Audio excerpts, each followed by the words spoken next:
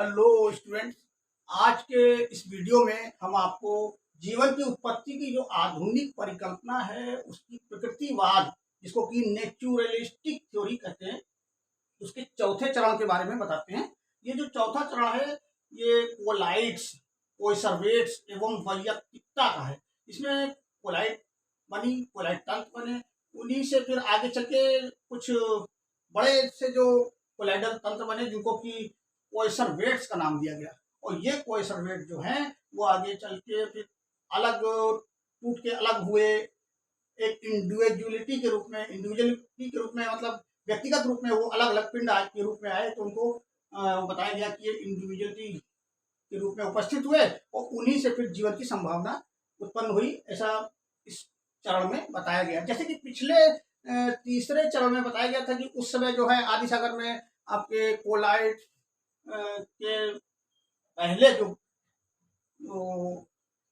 कार्बनिक यौगिक बने थे, जैसे कि एनिलीन है, आपका ग्लाइसिन है, ग्लिसरॉल है, अल्कोहल है, और आपका कीटोन्स हैं, एल्डिहाइड्स हैं। तो ये सब जब बने थे तो ये जो चौथे चरण में अब क्या हुआ कि इसको बताया गया कि जो आदि सागर था वो जो है गर्म सूप था, प्रीबायोटिक सूप था, जीव की उत्पत्ति के लिए वो तैयार था है। तो उसमें क्या हुआ कि वो जो प्रोटीन्स के अणु जो उपस्थित थे, एल्डिहाइड्स वगैरह, कीटोन्स वगैरह, प्रोटीन्स बनी थी, तो इन सब में जो है लगातार आपस में क्रियाएं हो रही थी इन सब यौगिकों में, और ये जो नए नए कार्बनिक यौगिक बनाते जा रहे थे। तो उस समय जो उसमें क्या था, अमीनो एसिड्स भी थी। तो अमीनो एसिड्स में प्रोटीन भी थी। प्रोटीन का जो है वो सबसे निचला हिस्सा होता है, निचला पार्ट होता है, अमीनो एसिड से मिलकर प्रोटीन्स बनती है। तो वो जो प्रोटीन्स के जो कण थे उसमें वो जो है आपस में इकट्ठा हो के वो कोलाइडल एक कण बनाते थे, कोलाइडी स्टेट बनाते थे, कोलाइडल स्टेट।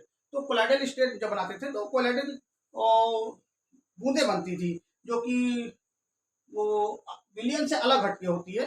वो कुछ गाढ़े चिपचिपे पदार्थ होते हैं जो कि कोलाइडल स्टेट में होते हैं। जैसे आपका शहद है वो कोलाइडल स्टेट में होता है, उसी टाइप के ये कण जो है उसमें बनने शुरू हो गए आदि सागर में। तो ये जो इनको कोलाइडी स्टेट कहा गया, और ये जो कोलाइडल थे ये जो है आपस में जुड़ जुड़ के फिर जो है बड़े कोलाइडल तंत्र बनाए इन्होंने। ये कोलाइडल तंत्र जो है फिर वो इनमें जो है कुछ प्रोटीन पहले से थी, तो वो जो प्रोटीन्स के जो कण थे वो कुछ विद्युत आवेश के कारण उनमें कुछ इलेक्ट्रिकल चार्ज आ गया था। उस चार्ज की वजह से वो अपने ऊपर जो है वो ऊपरी सतह पे वो जल की बूंदें जो इकट्ठा कर लेते थे, जल की बूंदें। तो इन्हीं बूंदों को जो स्वीडन के फॉक्स हुए हैं उन्होंने इसको नाम दिया माइक्रोस्फीयर्स। देखिए माइक्रोस्फीयर्स जो है फॉक्स के माइक्रोस्फीयर्स इस डायग्राम में दिखाया गया है आपको, ये बूंदों के रूप में है और ये कोलाइडल स्टेट में है। तो कोलाइडल स्टेट में इसमें जल की बूंदें भी हैं, कोलाइडल स्टेट भी है। तो इस तरह से इन्होंने फॉक्स ने माइक्रोस्फीयर्स का नाम दिया इसको। तो अब चूंकि विरोधी विद्युतावेश की कोलाइडी बूंदों के मिलने से अधिक बड़े व घने जो है कोलाइडी तंत्र बन जाते हैं। आदि सागर में भी बड़ी बड़ी बूंदें बनी, इन्हें ओपेरिन ने कोइसर्वेट्स कहा। कोइसर्वेट्स कहा इन्होंने। ये जैसे ये है, देखिए ओपेरिन के कोइसर्वेट्स, ये दूसरे डायग्राम में दिखाया गया है। ये जो है ओपेरिन के कोइसर्वेट्स हैं, इनको कोइसर्वेट्स नाम दिया गया। और ये जो है आदि सागर में बड़ी बूंदों के रूप में आए। तो ये ये जल में घुलने के बजाय कोइसर्वेट जो थे क्या अपनी सतह पर जल का अधिशोषण कर लेते थे।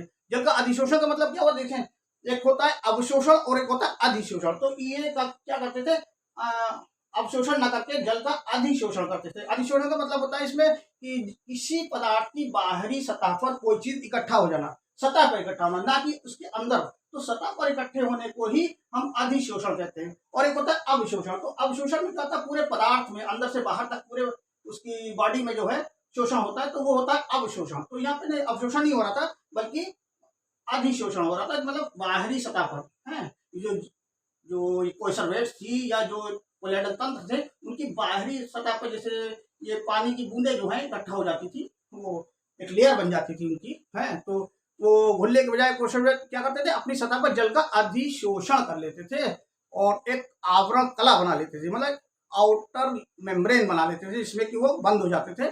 और फिर ऐसी ही व्यक्तिगत पूर्वजीवी रचनाओं के रूप में वैयक्तिकता का उदय हुआ। वैयक्तिकता मतलब एक इंडिविजुअल पिंड बना लिया उन्होंने, फिर इस तरह से धीरे धीरे वो इंडिविजुअलिटी में आ गए। इंडिविजुअलिटी मतलब व्यक्तिगत पिंड के रूप में आते चले गए, और ऐसी ही व्यक्तिगत पूर्वजीवी रचनाओं के रूप में जो है वैयक्तिक का उदय हुआ। तो कोइसरवेट की जो किन्हीं जो कोइसरवेट में प्रोटीन भी मौजूद है, तो इसमें से कोई भी प्रोटीन, इनमें से किन्हीं प्रोटीनों ने क्या है आप वो उत्प्रेरक का काम करना शुरू कर दिया। मतलब जो इनमें क्रियाएं हो रही थी आपस में, इनके बॉडी के अंदर जो कार्बनिक यौगिक थे उनमें रिएक्शंस हो रही थी, उन रिएक्शंस को बढ़ाने का काम जो है कैटलिस्ट ने किया। कैटलिस्ट का काम ही होता है किसी भी क्रिया को तेज करना या बंद कर देना। तो यहाँ पे जो प्रोटीन्स के कण थे वो इसको क्रियाओं को, इनकी जो अंदर क्रियाएं हो रही थी रासायनिक क्रिया, उनको बढ़ा रहे थे। तो इसकी वजह से क्या हुआ कि कोइसरवेट्स जो थे विसरण द्वारा जो कार्बनिक पदार्थ जो आदि सागर से ग्रहण कर रहे थे, उनसे जो है उनके फर्मेंटेशन से उनको ऊर्जा मिल रही थी। फर्मेंटेशन किण्वन से, किण्वन हिंदी में क्या है, किण्वन, किण्वन का मतलब होता है फर्मेंटेशन। फर्मेंटेशन का मतलब जो पदार्थ को सरल पदार्थों में तोड़ना। जैसे कि आप जनरली आप सरल भाषा में हम लोग इसको, जैसे कि ये किण्वन का प्रयोग जो होता है वो मिठाई वगैरह में होता है, जैसे कि फर्मेंटेशन जिससे कहते हैं, जिससे जलेबी वगैरह बनाते हैं तो उसमें वो खमीर उठाना जिसको कहते हैं, खमीर एक ईस्ट होता है, ईस्ट एक कोशिका होती है और ये बायोमास होता है। उस बायोमास से वो जो है वो ईस्ट उसमें मेन होता है, जैसे बैक्टीरिया होता है उसी तरीके से ईस्ट एक सेल होती है, कोशिका होती है, तो वो जो है खमीर उठाने का काम करती है। तो उससे जो है उसी तरीके की जो प्रक्रिया हुई इन कोइसरवेट्स में हुई, इनमें फर्मेंटेशन हुआ।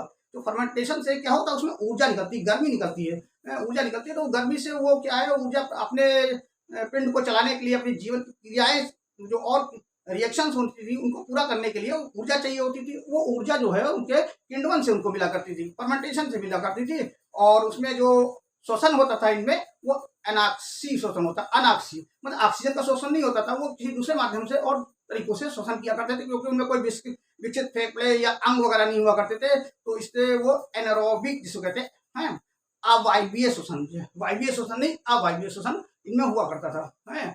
और ये जो थे कोइसरवेट जो थे बड़े बड़े पिंड के रूप में होते थे, और फिर ये बढ़ते चले गए हैं।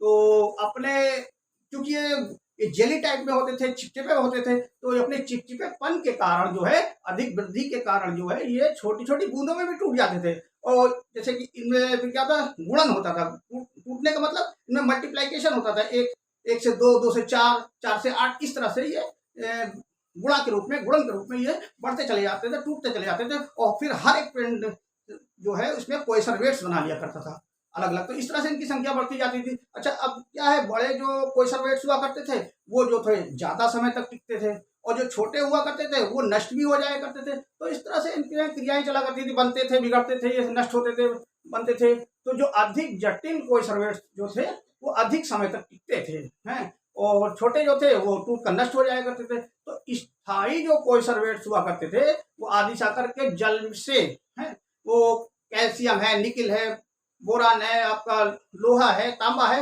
ये सब अकार्बनिक पदार्थ का फिर अवशोषण करने लगे हैं, अपने अंदर खींचने लगे उनको। अवशोषण करना, अधिशोषण नहीं, यहाँ पे अवशोषण करने लगे। तो अवशोषण से क्या हुआ, ये विसरण द्वारा होता है। अवशोषण जो है इनमें विसरण द्वारा हुआ, तो इन पदार्थों को ग्रहण कर लेते थे और उनमें फिर रासायनिक प्रतिक्रियाओं में उत्प्रेरक का काम भी करते थे। ये जो पदार्थ थे रासायनिक प्रतिक्रियाओं में उत्प्रेरक का काम करते थे, और इनके परिणाम स्वरूप विविध यौगिकों का संश्लेषण और इसमें विघटन होता था। मतलब कुछ नए पदार्थ बनते थे, कुछ नए पदार्थ, कुछ पुराने पदार्थ इसमें नष्ट होते थे और नए पदार्थ बनते थे। इस तरह की प्रक्रियाएं चलती थी। ऐसे बड़े बड़े कोइसरवेट जो हैं काफी स्थायी हुए और वो सफल भी रहे, और शायद इन्हीं सब के बन जाने से, इन्हीं कोइसरवेट्स के बन जाने से आदि सागर में जीव की उत्पत्ति की संभावना बनी। तो आज के इस वीडियो में ये चौथा चरण यही पे समाप्त होता है, और इसके अगले चरण को हम किसी दूसरे वीडियो में फिर बताएंगे। और तब तक चैनल को सब्सक्राइब और लाइक करते रहिए। धन्यवाद।